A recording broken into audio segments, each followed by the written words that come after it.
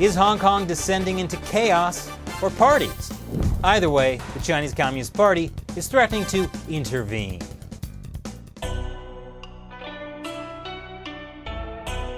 This is China Uncensored. I'm Chris Chappell.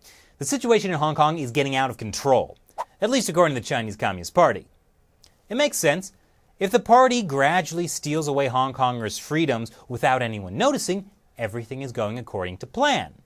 If people stand up for themselves, the situation is totally out of control. And obviously, the best way to bring it under control is for Beijing to get involved in some unspecified but threatening manner.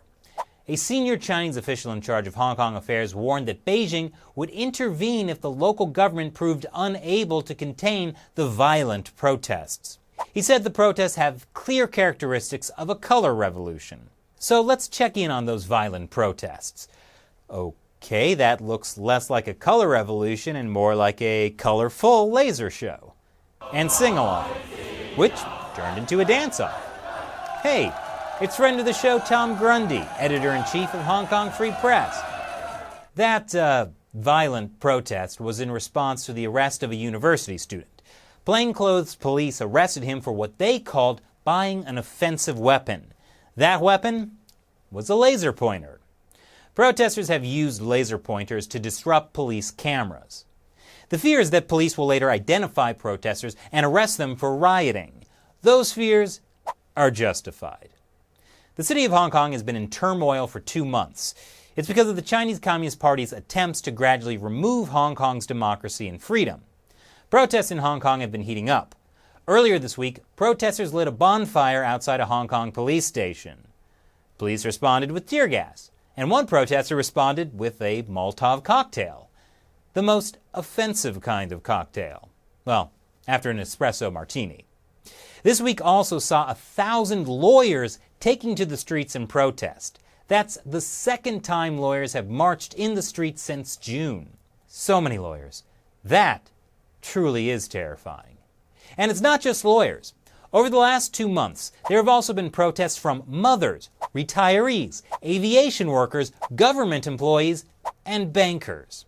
Yes, the bankers are out on the streets. This truly is chaos.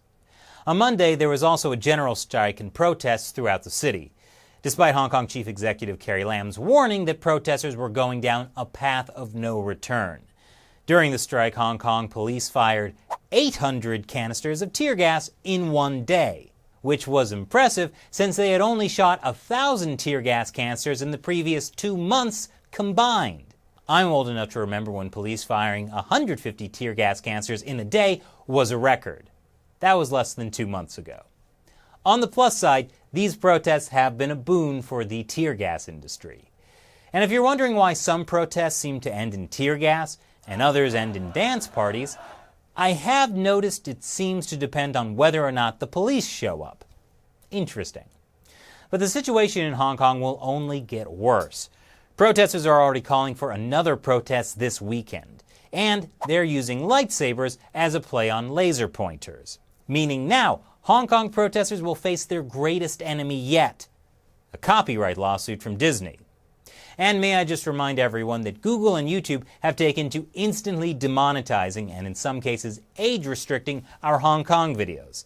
That's why we need your help. Share this episode with your friends and family, because YouTube won't. And now, I'll answer a question from a fan who supports China Uncensored on the crowdfunding website Patreon. We couldn't afford to keep making China Uncensored if it weren't for the support of fans I call my 50-cent army. Let's see. Joe King asks, Chris, does the weather pattern around Taiwan mean that there is only a certain time of year it is possible to try an invasion? Actually, yes. According to Taiwan expert Ian Easton of the Project 2049 Research Institute, there are only 2 narrow windows of time each year that it would be possible to move large numbers of Chinese troops by boat across the Strait of Taiwan. I mean, if invading the island of Taiwan were easy, the party probably would have tried it by now.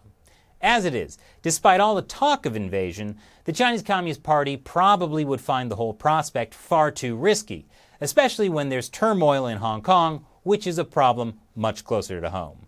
Thanks for your question, Joe. And if you have a question from me you want to hear answered on the show, sign up to join the China Uncensored 50 Cent Army. by supporting the show with $1 or more per episode. Once again, YouTube is demonetizing us so much that we would have to shut down the show if it weren't for your support. And to everyone, thanks for watching. Once again, I'm your host, Chris Chappell. See you next time.